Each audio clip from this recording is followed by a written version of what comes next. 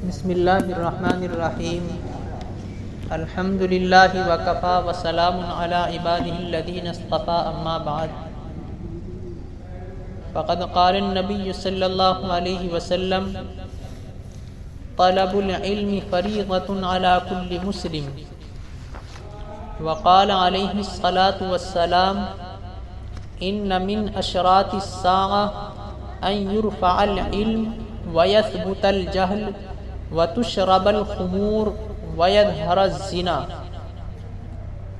وقال النبي صلى الله عليه وسلم ان من اشراط الساعة ان يقل العلم ويظهر الجهل ويظهر الزنا وتكثر النساء ويقل الرجال او كما قال عليه الصلاة والسلام۔ فرماتے ہیں کہ جس طرح غذا ہر انسان اور جاندار کی ضرورت ہے، سانس لینے کے لیے ہوا ہر آدمی کے لیے ضروری ہے، اور جس طرح کوئی شخص پانی سے بے نیاز نہیں ہو سکتا، اسی طرح تمام مسلمانوں کے لیے بحیثیت مسلمان دین کی بنیادی باتوں کا علم نہایت ضروری ہے، خواہ مرد ہو، عورت ہو، جوان ہو یا بوڑھا، امیر ہو یا غریب، پڑھا لکھا ہو یا جاہل اور ان پڑھ، شہر کا رہنے والا ہو یا دیہات کا، کوئی بھی علم دین سے بے نیاز نہیں ہو سکتا۔ آپ صلی اللہ علیہ وسلم نے ارشاد فرمایا، طلب العلم فریضۃ علی کل مسلم، علم دین کا حاصل کرنا ہر مسلمان مرد و عورت پر فرض ہے، اور اس کی وجہ بالکل ظاہر ہے۔ فرماتے ہیں کہ علم دین کے بغیر نہ آدمی کے عقائد صحیح ہو سکتے ہیں، نہ اعمال اور اخلاق صحیح ہو سکتے ہیں، نہ اس کو یہ معلوم ہوگا کہ شریعت کی جانب سے ہمارے اوپر کیا کیا ذمہ داریاں عائد ہوتی ہیں اور ہم کو آخرت کے لیے کیا تیاری کرنی ہے۔ اسی طرح جو تعلیم یافتہ طبقہ کہلاتا ہے، جنہوں نے دنیا کی اعلیٰ سے اعلیٰ تعلیم حاصل کر رکھی ہے، جیسے ڈاکٹر، انجینئر، بیرسٹر وغیرہ، وہ بھی علم دین کے اس فریضے سے مستثنیٰ نہیں ہیں۔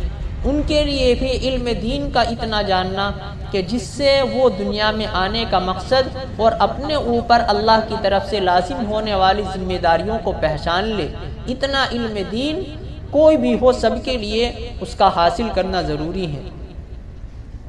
بلکہ ایسے لوگوں کو تو علم دین کی اور بھی زیادہ ضرورت ہے، جو دنیاوی تعلیم یافتہ ہوتے ہیں ان کو اور بھی زیادہ ضرورت ہے کہ اگر ایسے باصلاحیت افراد میں دین کا شعور نہ ہوگا تو وہ صرف سکے ڈھالنے اور روپیہ کمانے کی مشین ہو جائیں گے اور انسانی خدمت کے اس جذبے سے محروم رہیں گے جو ان کی تعلیم کا اولین مقصد ہے۔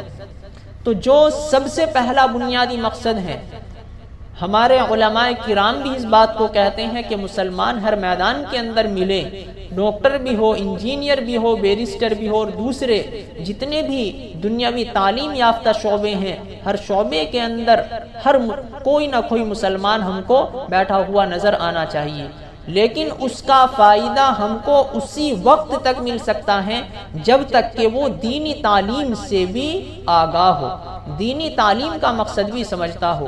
لیکن اگر دین سے بالکل بہرا ہے تو ہم کو اس میدان میں جانے کا کوئی فائدہ نہیں ہو سکتا ہے۔ تو اس کے اندر ایک انسانی خدمت کا جذبہ ہو، جب وہ دین کی ضروری باتوں سے جب وہ واقف ہوگا تو جب ہی تو اس کے اندر ایک خدمت کا جذبہ پیدا ہوگا جس کی اسے آخرت کے اندر نفع کی امید ہوگی۔ لیکن اگر اس کو دینی تعلیم سے آگاہی نہیں ہوگی تو اس کے اندر جذبہ کیسے پیدا ہوگا؟ اسی کو فرماتے ہیں، دنیاوی علوم و فنون آخرت میں نجات نہیں دلا سکتے۔ اگر کسی نے دنیا کی اعلیٰ سے اعلیٰ تعلیم حاصل کر لی اور کالج اور یونیورسٹی کی اونچی سے اونچی ڈگری اس کو مل گئی تو یہ تعلیم اور ڈگریاں خواہ دنیاوی اعتبار سے کتنی ہی مفید کیوں نہ ہو لیکن آخرت میں نجات نہیں دلا سکتی۔ پھر آگے بہت ایک دلچسپ واقعہ بیان کیا۔ ایک واقعہ ہے کہ ایک کشتی جا رہی ہے، اس کشتی کے اندر کئی پڑھنے والے طالب علم ہیں۔ ان طالب علموں میں سے ایک نے کشتی چلانے والے سے ملاح سے پوچھا کیا تم نے سائنس پڑھی ہے؟ تو اس نے جواب دیا نہیں۔ دوسرے نے کہا کیا تم نے جغرافیہ پڑھا ہے؟ دوسرے طالب علم نے کشتی چلانے والے سے پوچھا کیا تم نے جغرافیہ پڑھا ہے؟ اس نے کہا نہیں۔ تیسرے نے سوال کیا کیا تم نے جیومیٹری پڑھی ہے؟ اس نے کہا نہیں۔ اسی طرح اور بہت سے علوم کے بارے میں سوال کیے اور وہ ہر سوال کے جواب میں یہی کہتا رہا کہ نہیں۔ طالب علموں نے کشتی چلانے والے سے کہا تم نے اپنی آدھی عمر برباد کر دی۔ اتنا واقعہ پورا ہوا۔ آگے کیا ہوا؟ اتفاق سے کچھ دیر کے بعد دریا میں طوفان کے آثار ظاہر ہوئے۔ دریا میں طوفان آ گیا، کشتی طوفان میں پھنس کر اب خطرہ ہو گیا کشتی کے ڈوبنے کا۔ اب ملاح نے ان سے دریافت کیا کہ کشتی چلانے والے کو ملاح کہتے ہیں، تو ملاح نے ان سے دریافت کیا کہ کشتی طوفان کی زد میں آ رہی ہے، کیا آپ لوگ تیرنا جانتے ہیں؟ ان میں سے ہر ایک نے کہا ہم نے تیرنا تو نہیں سیکھا۔ کشتی چلانے والے نے کہا افسوس آپ لوگوں نے ساری عمر ڈبو دی، میں نے آدھی عمر ضائع کی، لیکن تم نے جو کچھ پڑھا اب کشتی ڈوبنے والی ہے، جس کو تیرنا آئے گا وہ تو نکل جائے گا، جس کو تیرنا نہیں معلوم ہوگا وہ اسی کے اندر ڈوب جائے گا، تو تم نے اپنی ساری عمر ڈبو دی۔ اب آگے اسی کو فرماتے ہیں اسی طرح خوب سمجھ لے کہ اگر کسی نے دنیاوی علوم و فنون میں تو کمال حاصل کیا لیکن دین سے بالکل نہ آشنا رہا تو وہ علوم و فنون کی بنیاد پر چاہے کتنی ہی اعلیٰ درجے کی مصنوعات اور نئی نئی ایجادات سے دنیا کو حیران کر دے، زمین کی سطح سے اٹھ کر ہواؤں میں اڑنے لگے، چاند پر اپنا بسیرا کر لے اور دنیا میں جتنا چاہے نفع اٹھا لے، لیکن آخرت میں وہ نجات نہیں دلا سکتے۔ آخرت میں نجات دلانے والا اور فلاح و کامرانی سے ہمکنار کرنے والا علم دین اور علم شریعت ہے، جس کی تعلیم و تبلیغ کے لیے اللہ تعالیٰ نے رسولوں اور پیغمبروں کا سلسلہ جاری فرمایا اور اپنے بندوں کو نہ صرف یہ کہ اس کے سیکھنے سکھانے کا حکم دیا بلکہ قرآن و حدیث میں اس کے بے شمار فضائل اور اجر و ثواب بیان فرمائے۔ تو یہ علم دین کی اہمیت ایک ظاہر سی بات ہے کہ اگر ہم کسی جگہ کا سفر کے ارادے سے اپنے گھر سے نکلے، اگر ہمیں اس جگہ تک پہنچنے کے راستے کا علم نہ ہو تو ہم کیسے پہنچ پائیں گے؟ اگر علم نہیں ہوگا تو ضرور ہم گمراہ ہو جائیں گے اور بھٹک جائیں گے، اس راستے تک نہیں پہنچ سکتے۔ تو صحیح راستے پر چلنے کے لیے کوئی بھی میدان ہو، کوئی بھی کام ہو، سب سے پہلے اس کو صحیح کرنے کے لیے علم کا ہونا ضروری ہے۔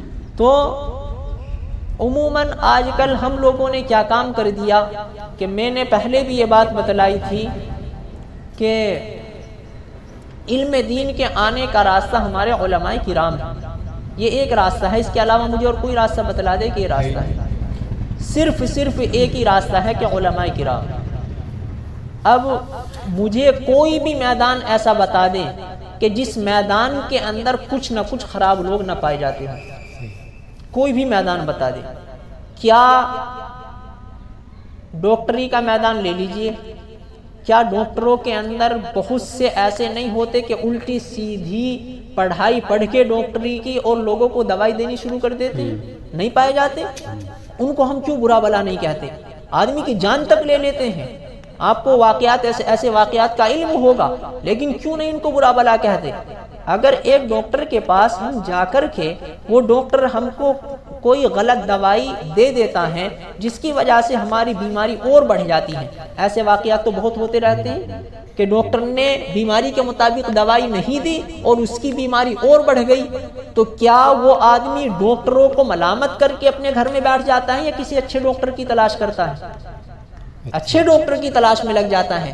تو آخر کار یہ سلسلہ ہم اپنے دین کے سلسلے میں، دین کے معاملے میں کیوں نہیں برتتے کہ دین کے معاملے میں اگر ہم کسی سے دین سیکھنے گئے اس سے ہمیں فائدہ نہیں ہوا تو ہم اسے چھوڑ کر اچھے کی تلاش کریں نا۔ خود کتابوں کے اندر بات آتی ہے کہ ہمارے اندر دین کی کس قدر تڑپ ہے۔ دیکھو مثال کے طور سے ایک ماں باپ اپنے بچے کی بیماری کے لیے کتنے تڑپ اٹھتے ہیں۔ ہلکی سی میں بات بتاتا ہوں کہ ہلکا سا بخار ہوا، بخار ہونے کے بعد گاؤں کے ڈاکٹر سے کام چلانا چاہیں گے، نہیں چل پایا قصبے میں پہنچ جائیں گے، قصبے میں نہیں چل پایا شہر میں پہنچ جائیں گے، ایک شہر میں نہیں اگر کام چل پایا تو دوسرے شہر جاتے یا نہیں جاتے، دوسرے شہر جائیں گے۔ اور اس وقت تک اگر اللہ نے اس بچے کا وقت لکھ دیا، اس کی موت کا وقت قریب آ گیا، تو جب تک اس کے سانس نہیں نکلیں گے ماں باپ تڑپتے رہیں گے۔ کیا یہ بات ہے یا نہیں ہے؟ آخر کار ہم اپنے بچے کے دین کے لیے کیوں نہیں تڑپتے؟ بچے کے دین کے لیے اگر ہمیں ہمارے بچے کی دینی زندگی میں ایک استاد سے کام نہیں چلا تو دوسرے کو تلاش کیوں نہیں کرتے؟ دوسرے سے ہمارے بچے کے عادت اخلاق صحیح نہیں ہو پا رہے تو تیسرے کو کیوں نہیں تلاش کرتے؟ آخر کار کتنی چیزیں ہم اپنے بچے کی دین کی تربیت کے لیے کتنے آدمی بدلتے ہوں گے، کچھ بھی نہیں بدل پاتے ہیں، نہ گھر کا ماحول بدلتے ہیں، اور حدیث شریف کے اندر کیا کیا اولاد کے حقوق بتلائے کچھ بھی ہم پرواہ نہیں کرتے۔ تو کیا یہ جسمانی بیماری بڑھ گئی ہے روحانی بیماری سے؟ یقیناً اسی کے اثرات پھر ماں باپ جب بڑھاپے کی عمر میں جاتے ہیں اور یہ اولاد جوان ہو جاتی ہیں تو پھر کیوں شکایت کرتے ہیں کہ اولاد ہمارے حقوق ادا نہیں کر پا رہی ہے، جب آپ نے ان کے حقوق ادا نہیں کیے۔ تو پہلے ذمہ داری ہے کہ ہم بھی ان کے حقوق ادا کریں، اور ان کے حقوق کیا ہیں بالترتیب سمجھیں اور پڑھیں۔ تمام حقوق سب سے پہلے میں اسی ترتیب سے انشاءاللہ بیان کروں گا۔ سب سے پہلے آدمی اپنا گھر بسانے کے لیے بیوی کو گھر میں لے کر کے آتا ہے تو بیوی کے حقوق پڑھیں، پھر اولاد ہوتی ہے اولاد کے حقوق پڑھیں، بالترتیب جن کی بھی ذمہ داری اس کے سر پر آنے لگتی ہے اس کے حقوق پڑھیں اور ان حقوق کو پوری طور سے ادا کرنے کی کوشش کریں۔ اسی طریقے سے فرماتے ہیں لیکن آج کل حالت اتنی بری ہوتی جا رہی ہے، حدیث شریف کے اندر خود نبی اکرم صلی اللہ علیہ وسلم نے ارشاد فرمایا کہ قیامت کی علامتوں میں سے یہ چیزیں ہیں کہ علم دین اٹھ جائے گا اور جہالت جم جائے گی، شراب نوشی کی جائے گی اور زنا کا ظہور ہو جائے گا۔ دوسری روایت میں ہے کہ دین کا علم کم ہو جائے گا۔ مجھے آج بتاؤ، بظاہر ایک دم کہتے ہیں کہ دین کا علم بہت ہو رہا ہے، دین کا علم پہلے کے مقابلے میں آج زیادہ ہے یا پہلے زیادہ تھا؟ تھوڑا سوچ کے بتلانا۔ دین تو زیادہ ہے، عمل کم ہو پہلے کے ساتھ، پہلے سچائی بولتی ہے ابھی اتنی ہے جو کرنے کی۔ حقیقی جو علم دین ہے پہلے زیادہ تھا، آج کم۔ آج ہمارا ذہن ایسا جکڑ گیا، جس چیز کو ہم دین سمجھتے ہیں، دین کا علم سمجھتے ہیں، وہ حقیقی دین کے علم کا تصور نہیں ہے۔ دین کے علم کا تصور کچھ اور ہے۔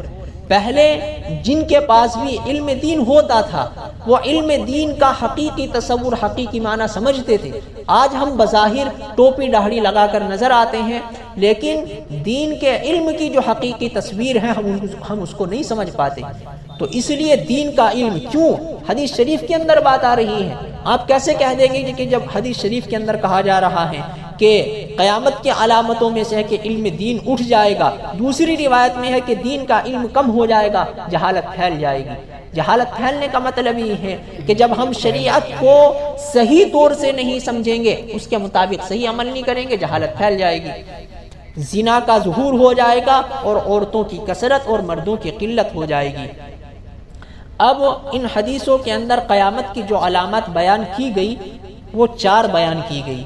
نمبر 1، علم کے ساتھ میں علم کے ختم ہونے کے ساتھ ساتھ جہالت کا جم جانا، علم ختم ہوگا اور جہالت آئے گی۔ نمبر 2، شراب نوشی۔ نمبر 3، علانیہ زنا کاری۔ نمبر 4، عورتوں کی کثرت اور مردوں کی قلت۔ اب دیکھیے کیوں یہ قیامت کی علامتیں یہ کیوں ہیں، اس کو تھوڑا سا بیان کیا ہے، اس کو تھوڑا توجہ سے سن لیں اور بعد میں ختم کرتا ہوں۔ قیامت کی علامت یہ اس لیے ہے کہ اس نظام دنیا کی استواری اور اس نظام عالم کا تعلق 5 چیزوں سے ہے۔ نمبر 1 دین، نمبر 2 عقل، نمبر 3 نسب، نمبر 4 مال اور نفس۔ یہ 5 چیزیں بیان کی ہیں اور یہ بتلایا کہ جب دین کا علم کم ہو گیا تو دین ختم، شراب نوشی آئی تو عقل کو چھپا لیا تو عقل کی کمی آئی، اور زنا عام ہوا تو نسب محفوظ نہیں رہے، اور جب نسب محفوظ نہیں رہے، عقل آدمی کی صحیح نہیں رہی، صحیح سالم نہیں رہی، تو مال اور جو نفس کے اندر جو فطور آنا تھا وہ بھی آیا۔ تو اس وجہ سے ان چیزوں کو نبی اکرم صلی اللہ علیہ وسلم نے قیامت کی علامات میں شمار کیا ہے۔ اور پھر آج کل حال کیا ہو گیا، اس کو اشعار کے اندر بہت اچھا نقشہ کھینچا ہے، یہ اشعار پڑھ کر کے سناتا ہوں۔ خبر حدیثوں میں جس کی آئی وہی زمانہ اب آ رہا ہے، زمیں بھی تیور بدل رہی ہے، فلک بھی آنکھیں دکھا رہا ہے، پرائے مال کو اپنا سمجھے، حرام کو بھی حلال سمجھے، گناہ کرے اور کمال سمجھے، بتاؤ دنیا میں کیا رہا ہے، بھائی بھائی کا ہے رہزن، حقیقی بیٹی ہے ماں کی دشمن، پسر نے چھوڑا پدر کا دامن، بہن کو بھائی ستا رہا ہے، ہاتھ باندھے کھڑے ہیں صف میں، سب اپنے اپنے خیال میں ہیں، امام مسجد سے کوئی پوچھے نماز کس کو پڑھا رہا ہے۔ تو بظاہر ہم نمازوں کے اندر کھڑے ہیں، لیکن ہمارا دل و دماغ کہاں ہے؟ ہم کس طرح کے خیالات کے اندر نمازوں کے اندر بھی ڈوبے رہتے ہیں، اور دنیا کے معاملات کے اندر، دنیا کے جھگڑوں کے اندر کس طریقے سے ہمارا ذہن جکڑا ہوا ہے۔ تو ان تمام چیزوں کا نقشہ اور کیا ہو گیا، یہ تمام باتیں صرف اس وجہ سے ہو رہی ہیں کہ ہماری آخرت پر توجہ نہیں ہے۔ صرف اور صرف ہم نے اگر زندگی سمجھ لیا تو اس دنیا کی زندگی کو سمجھ لیا، اور یقیناً جب آدمی بیماری کے بستر پر پڑ جاتا ہے اور ایک عمر ایسی آتی ہے، اس کو یہ لگنے لگتا ہے کہ اب تیرا وقت قریب آ پہنچا ہے، اب اس شخص سے جا کر پوچھئے کہ آپ نے دنیا کے اندر کیا دیکھا ہے۔ صرف ایک خواب سا ہے۔ قرآن کریم کے اندر اللہ رب العزت ارشاد فرماتا ہے لم یلبثوا الا عشیۃ او ضحاھا، کہ ان کو ایسا لگتا ہے کہ وہ دنیا کے اندر نہیں ٹھہرے مگر ایک شام کا وقت یا ایک چاشت کا وقت۔ اور ایک دوسری چیز ہلکے سے سمجھنے کی کہ جب بچہ پیدا ہوتا ہے تو اس کے ایک کان کے اندر اذان اور دوسرے کان کے اندر اقامت کہی جاتی ہے۔ جب اذان اور اقامت کہہ دی جائے تو اقامت کے درمیان اور امام کے اللہ اکبر کہنے کے درمیان کتنا وقت ہوتا ہے؟ 1 سیکنڈ 2 سیکنڈ مشکل سے۔ تو بچے کے ایک کان میں اذان دے کر پیدا ہونے کے وقت اور دوسرے کان میں اقامت کہہ کر کے اس بات کی طرف اشارہ ہے کہ تمہاری زندگی صرف ایسی ہے جیسا کہ اقامت کہہ دی گئی ہو، اور صرف امام جو ہیں نماز پڑھانے کے لیے ہاتھ اٹھا کر کے تیار ہو اور صرف نیت باندھنے والا ہو۔ اسی وجہ سے جب آدمی مرتا ہے تو اس کی اذان اور اقامت نہیں کہی جاتی، کیونکہ اذان اور اقامت جو ہے اس کی پیدا ہوتے ہی کہہ دی گئی۔ اب یہ اس کی ساری زندگی صرف ایسی ہے جیسے اقامت اور امام کے اللہ اکبر کہنے کے درمیان کا جو 1-2 سیکنڈ کا وقفہ ہوتا ہے۔ آپ حضرات کی بڑی عمر کے بھی بیٹھے ہیں، آپ حضرات کی عمر اتنی آ گئی، آپ تھوڑا سوچ کر کے دیکھیں، ایسا لگتا ہے کہ ہم جیسا کہ اتنی ہی عمر کے اس دنیا میں آئے ہوں، اور یہ سلسلہ جو ہمارا بچپن کا پھر جوانی کا ایسا لگتا ہے یہ ایک خواب سا ہم نے دیکھا ہے، صرف خواب سا نظر آتا ہے جتنی عمر ہماری گزر گئی۔ اللہ رب العزت ہم سب کو جو عمر باقی ہے اس کو اپنے دین کے مطابق اور اپنی مرضی کے مطابق گزارنے کی توفیق عطا فرمائے۔